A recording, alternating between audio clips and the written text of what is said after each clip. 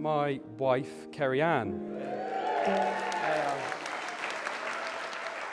You are the most caring, selfless, hard-working person I know. Many of you know now that Kerry and I have been together for a very, very long time, and we've been through pretty much everything together, from school, college, to university, to buying our first house and having an amazing dog, and Douglas, as you all saw earlier.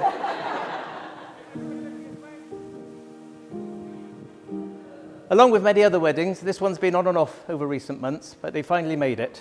So Sandra and I, along with Liam's mum Linda and dad Den, would like to welcome you to Liam and Kerry's, or should I now say, Mr. and Mrs. Neat's special day.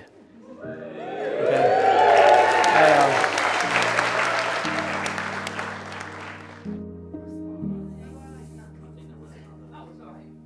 For the marriage contract to be sealed by the giving and receiving of rings. A ring has no beginning and no end, an unbroken circle symbolising an ending and everlasting love, and it is the outward sign of the lifelong promises that you have made to each other today. Kerry, or as you're known to me by your MSN username, Keza the Sexy. You look absolutely beautiful today, and I can now apologise all these years down the line when you thought you were going out for a romantic meal with Liam, and you've rocked up to see me sat at the table with you.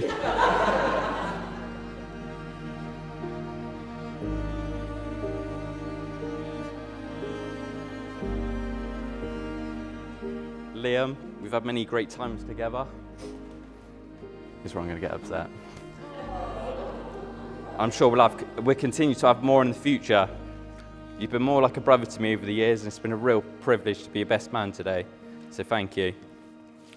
I know how much Kerry means to you, and that you'll always be there for her. I know you'd make a great husband, and I'm sure you'll have an extremely happy future ahead. Mind you, there was a time when I thought she was going to follow me into a career in engineering. This followed an incident when I came home from work one day to hear a big commotion upstairs, unbeknown to Sandra, who was in the garden. It transpired that Becca decided not to let Kerry in her bedroom, so Kerry had taken it upon herself to help herself to some tools from my garage, go back upstairs and remove the handle from the outside of Becca's bedroom door, along with the bar that went through the centre of it, meaning, of course, that she couldn't open the door and she was locked in. To add coals to the fire, she also retrieved her bunk bed ladder from her bedroom, had it propped up against the door. And when I came home, she was stood at the top of the ladder, peering through the glass above the door, making faces at Becca. Hence the commotion. Of course, I had to tell them both off, but secretly I was quite proud of how Kerry had managed to work out how to take the door apart, as well as using the right tools to complete the task. I don't think Becca shared my pride on the day, but they've grown extremely close together ever since.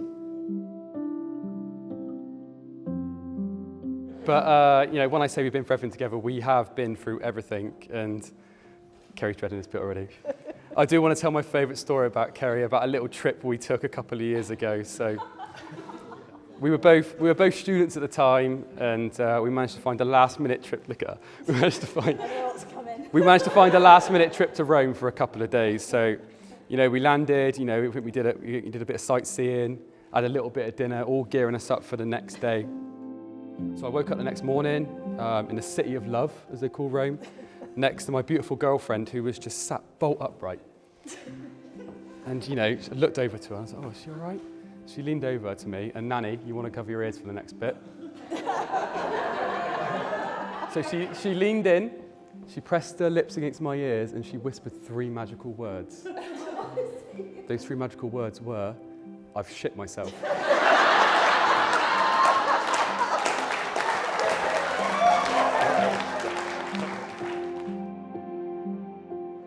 I'd like to thank all the groomsmen for coming along to Torquay for the last-minute stag do, despite the 2-star hotel, Damo almost drowning, Sam crying because certain bars didn't sell strawberry Zacharys, and the sight of Liam in a dress on his knees, sucking on another stag's plastic penis.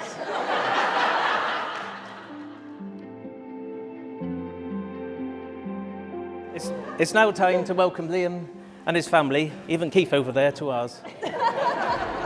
and we look forward to sharing many happy times together in the future. I'll leave it to the best man, Luke, to tell all the embarrassing stories about Liam and how he fancies himself as king of the golf course. But Liam has always been the one the family turned to sort out their mobile phones, laptops, iPads, etc. A few years ago, my late dad started suffering from dementia, and he found it very frustrating that he couldn't remember how to use his iPad to retrieve his beloved phishing emails.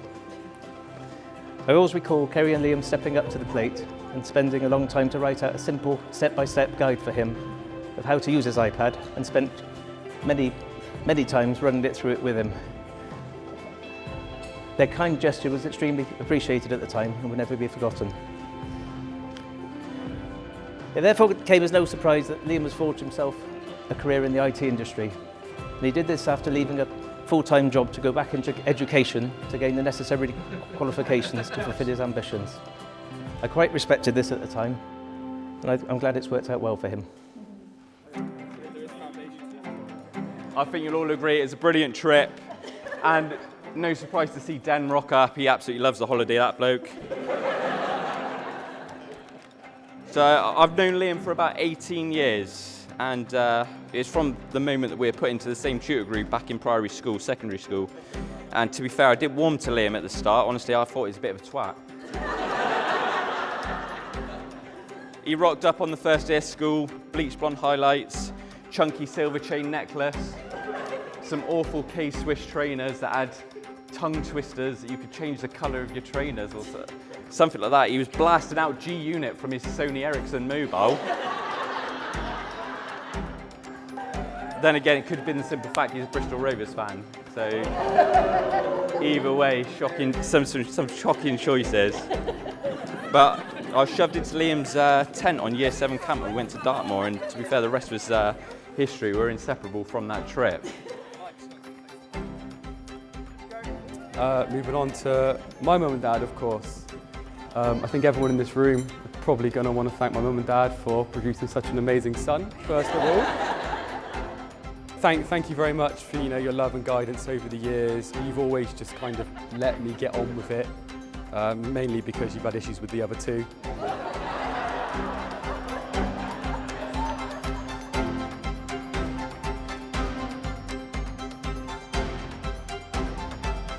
Next up, I want to say a few thanks. So Glenn, thank you very much for your kind words earlier. It's much appreciated.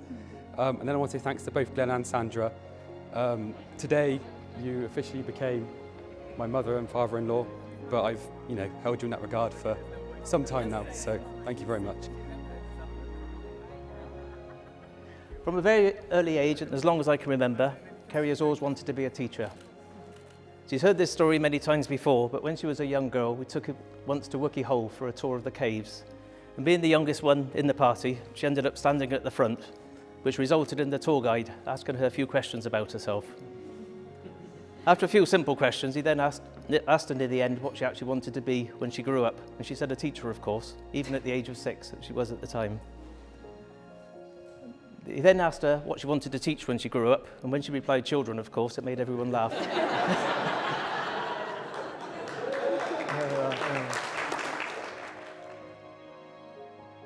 Liam went big time, really. He got a promotion to manager of Julio's fish and chip shop. And then pursued his dream as going to do a business degree at Bristol University. And I'd pop up to see Kerry and Liam from time to time, and of course they got a 2-bedroom flat, so I could stay around whenever I wanted. And I still remember the day when Liam was planning on asking Kerry to be his girlfriend. We were on our way down to Priory Field to have a kick around, standard sort of weekend, and Liam said to me, "Oh, I'm gonna ask the question. I'm gonna ask the question, but I don't want the boys to know." So he came up with the most obvious excuse in the book. He told the lads he's got the shits, and he'd meet us down the field. And 20 minutes later, he came bombing down, massive smile on his face, and I thought, there you go. Kerry's either said yes or he's had a double flusher.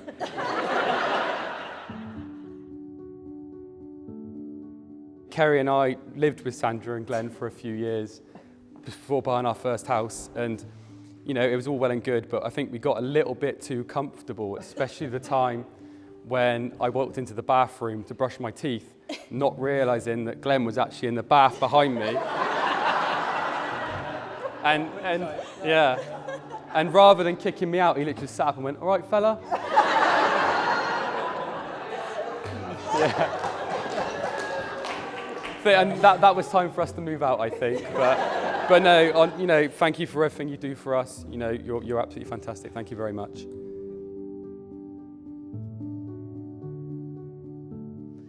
I do, however, have a gift to bring them good luck in the future.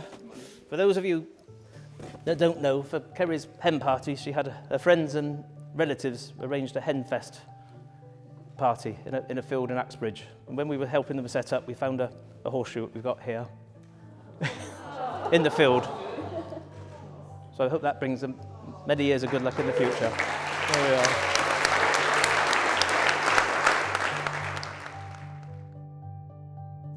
Moving on, I want to thank my best man today, but he's also my longtime lover. That's Mr. Luke Britton. Luke, thank you for being by my side today. It's been much appreciated. You've been absolutely excellent to build up to this. Thanks for arranging such a fantastic stag, a stag that I remember for many things, but especially the blossoming love story between a 31-year-old man and a particular cocktail. That's cocktail. Those of you that don't know my older brother Sam, he's had many loves in his life. But a little trip to Torquay, he discovered his love for strawberry daiquiris. to the point where we lost him for a brief period of time, and he was actually found outside the bloke's toilets, holding almost like a meeting of sorts. And all he was saying was, "Have you tried a daiquiri? Have you ever tried a daiquiri?" So if you want to make Sam's night, meet him outside the gents' toilets later on and buy him a daiquiri.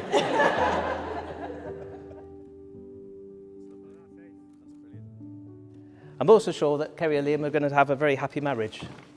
Not only are they now husband and wife, but they're also the best of friends and make a great team together. This has been no more apparent than in the happy home they've built up together, along with their beloved pugs, Doug and Pepper, who you met earlier. Okay. It's at this stage that I should be offering some words of wisdom to the happy couple, but they've known each other for such a long time now. I think they're doing a good job already, so there's not much to say.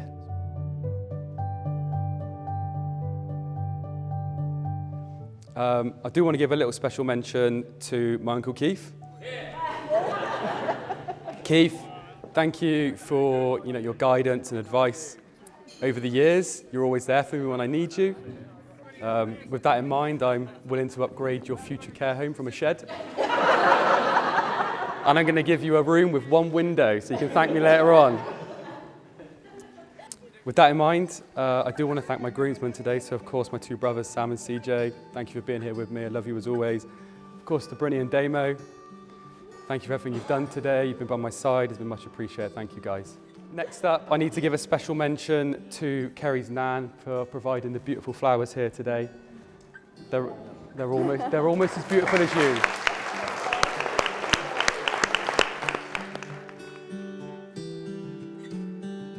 I do need to give a special thanks as well to my little brother CJ's girlfriend. Yes, CJ does have a girlfriend. I can't believe it myself. Becky is responsible for all the crafty bits you can see on the table. She's been absolutely fantastic.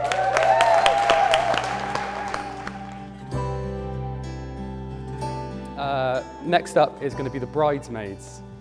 So first of all, Becca Metcalf. Much appreciated for not Instagramming the whole thing today.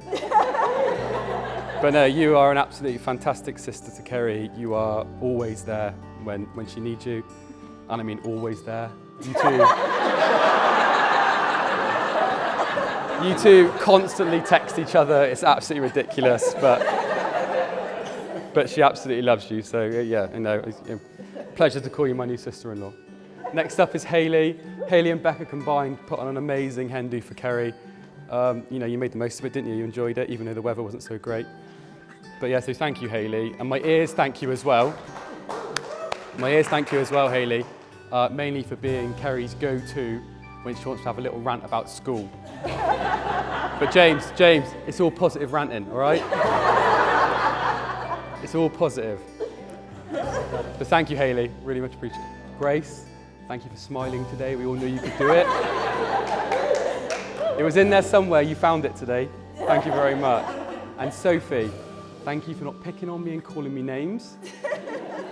Although it's very early doors, I know that, and I'm pretty sure you've been holding back, so I imagine I'm going to be in for it for the rest of the evening now. But thank you two. You've been absolutely fantastic today. You look beautiful.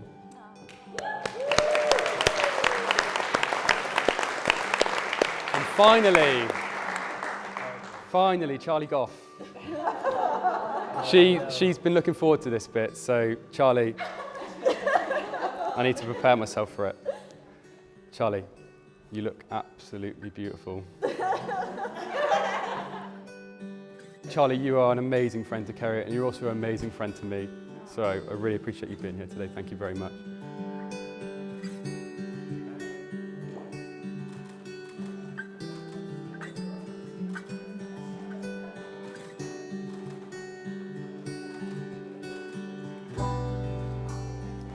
Kerry,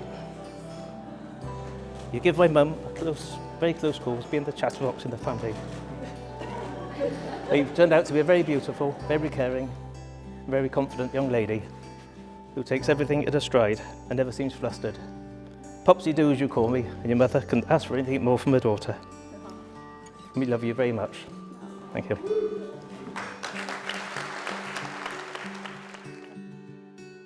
I give you this ring I give you this ring as a symbol of my love. as a symbol of my love. I promise to care for you I promise to care for you with love and friendship. with love and friendship. I promise to care for you I promise to care for with you love and patience, with love and patience, to respect and cherish you, to respect and cherish you, to be faithful always. and to be faithful always. I make these promises I make these promises the rest of our lives. for the rest of our lives. To me, I give you this ring I give you this ring as a symbol of my love. as a symbol of my love.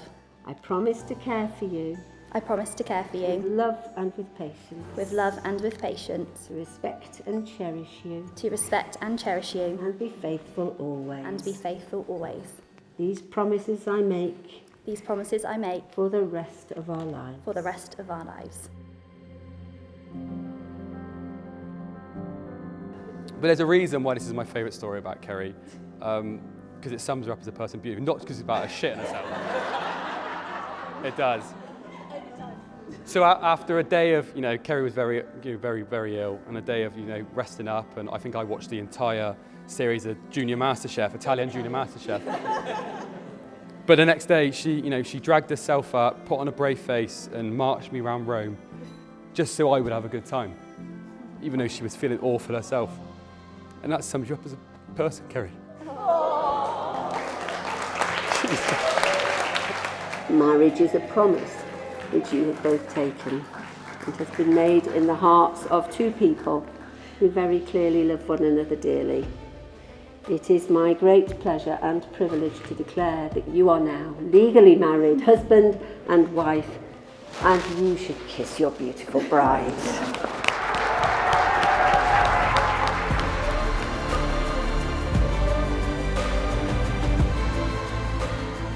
With that in mind, everyone, if I could all ask you to be upstanding. And if we could all raise a glass to my beautiful wife, Kerry. To Kerry.